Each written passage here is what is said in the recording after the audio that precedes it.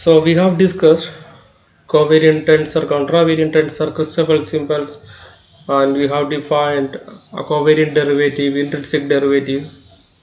So now you are in a position to deal with the general theory of relativity. Today we are going to define geodesics, and we are also going to discuss its importance in general theory of relativity. So what are geodesics?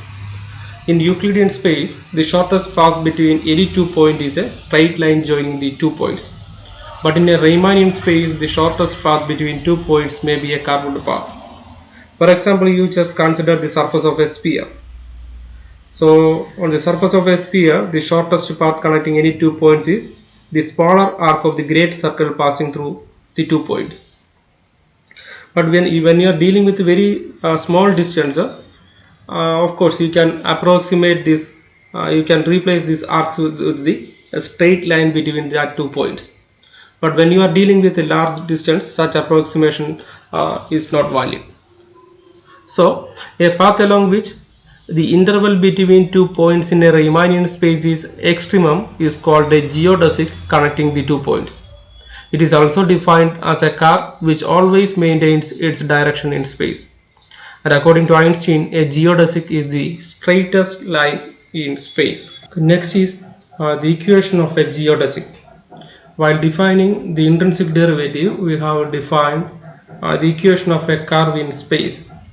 A curve in space is given by the equation x mu equal to this x mu will be a function of es, where s represents the length of the curve and the direction of the curve at any point is characterized by the tangent vector nu mu given by dx mu by ds. If the direction of a curve is to be maintained in flat space, the direction vector nu mu should not undergo any change on parallel displacement from a point x mu to x mu plus d mu, and x mu will be a function of s, and here it will be a function of s plus ds. So it means when you take the derivative of this particular tangent vector, that is d nu mu by ds, its value should be 0, because the nu mu gives the direction of the tangent. If the direction of the curve is to be maintained, then the derivative of the tangent vector should be 0. Now from this particular equation, let it be equation number 1, let it be equation number 2, and it be equation number 3.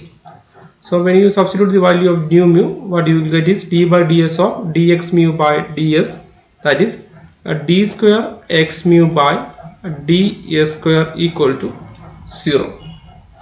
So if you are considering a flat space time, as in the case of special theory of relativity, we can substitute es ds with c into theta, because here s is the s represents the length of the curve, so c is the velocity of light and theta is the small interval of time, and you can replace ds with c into theta.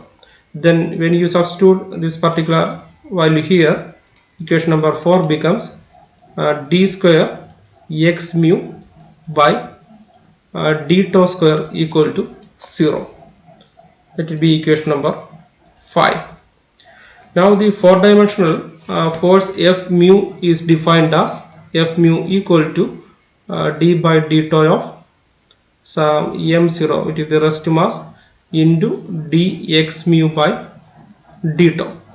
So it can be written as m0 is the rest mass, so you can take it outside, then you will get dm0 into d square x mu by theta square. Okay, now you just compare equation 5 and 6.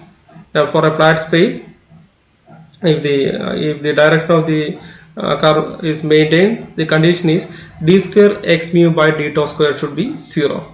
So d square x mu by theta square 0 means the external force F mu should be 0. When F mu is 0, m0 is not 0, so this term, that is d square x mu by theta square, will be 0.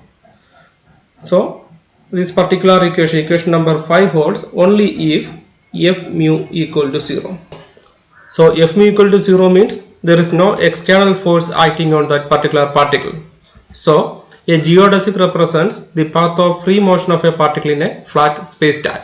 Now coming to a curved space, in a curved space-time, a vector nu mu is said to be parallelly displaced along a curve x mu equal to x mu of s when its intrinsic derivative along the curve vanishes.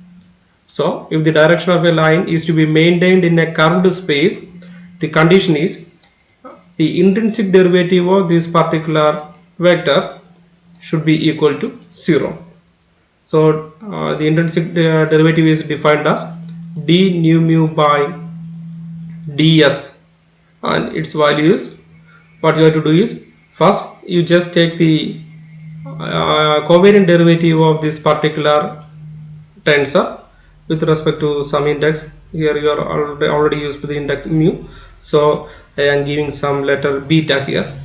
Then you just multiply it with dx beta by ds. So this is the definition for intrinsic derivative. Now you can substitute the value of the covariant derivative. To find the covariant derivative, first you have to take the ordinary derivative of this function with respect to the index beta. So first time is mu comma beta, it means dou nu mu by dou x beta. Then the second day it will be plus, since it is a contravariant tensor. Then you have to write nu and gamma here. Here the index are nu and beta, so you just fix the two index nu and beta here. Now you have to give one more new index, let it be some alpha, then you can give alpha here. So it is the covariant derivative of this particular tensor into dx beta by ds. So it is equal to nu mu by dou x beta, there is also on time dx beta by ds plus nu alpha gamma mu alpha beta dx beta by ds. It is equal to these two term dou nu mu by dou x beta into dou x beta by dou x can be written as d nu mu by ds plus the second time is gamma mu alpha beta dx. What is the value of nu alpha? We have defined this tangent vector nu mu as dx mu by ds. So you can give the value here, that is dx mu. Here it is nu alpha, so you have to give index dx alpha. So dx alpha by ds is also on dx beta by ds term is here. So this is the value of d nu mu by ds. Now in the case of a curved space,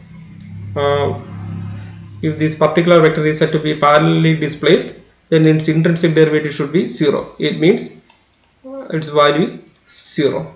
So the condition will become d nu mu by ds. Then actually the value of nu mu is dx mu by ds. So if you substitute this particular value here, you will get d by ds of dx mu by ds. It will become d square x mu by d square plus gamma mu alpha beta dx alpha by ds dx beta by ds equal to 0. So this is the equation of a geodesic in the curved space. We have already seen that in a flat space-time, the equation of a geodesic represents the path of free motion of a particle in a flat space-time. So we can extend this concept to a curved space, then we can say that the equation of geodesic in a curved space-time represents the free motion of a particle in the space-time. So if you write ds as c into d tau, you can modify this equation as d square x mu by d tau square plus gamma mu alpha beta dx alpha by d tau equal d tau into dx beta by d tau is equal to 0. So in general, we can define the equation of geodesic for a curved space for any indices. For example, if I am considering the indices I, j and k, how can I define the equation of a geodesic?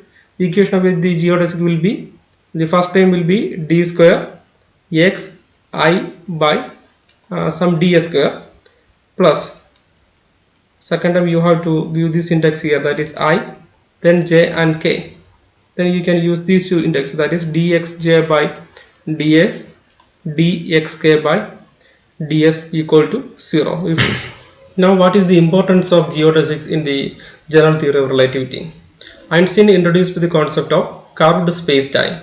It was assumed that the presence of matter bends the space-time continuum. Now, then according to Einstein, every body moves along a geodesic in the four-dimensional space-time continuum, provided it does not undergo collision with another body and is not acted upon by electromagnetic forces. So, when you consider the motion of a planet moves around the sun in a particular orbit, not because it is attracted towards the sun, but because this path is the geodesic in the space-time continuum in the presence of sun. Whether it is a planet moving around a sun, a rocket going from the earth to the Jupiter, or a ray of light, every object is simply moving along a geodesic whose nature is governed by the distribution of mass in the space-time. Okay, thank you.